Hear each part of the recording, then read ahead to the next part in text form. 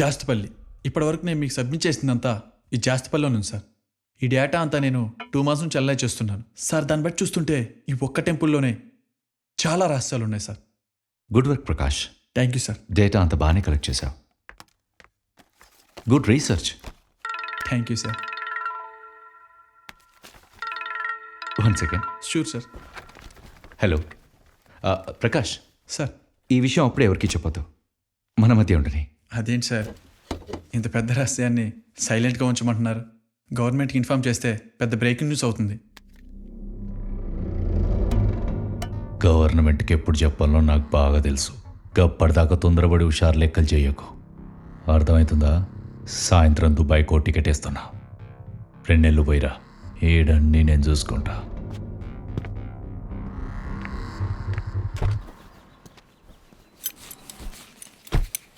రేయ్, నీకు ఇప్పుడే ఓ ఫోటో పంపినా.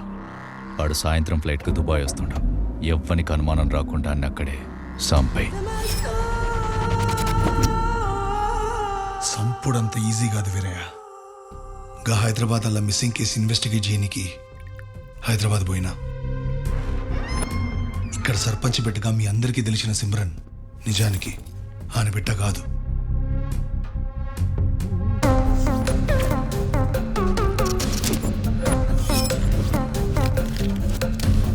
ఆ పిల్లకి సర్పంచ్ బిడ్డనని చెప్పుకోవాల్సిన పనేముందా అని క్లూస్ కోసం ఆమె రూమ్ మొత్తం సర్చ్ చేసిన.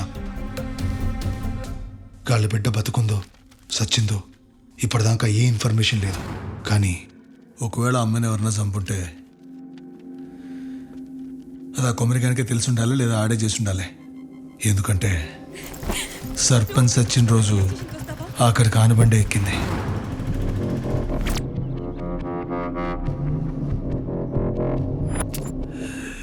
ఏదో నడుస్తుంది వీరయ్యడా.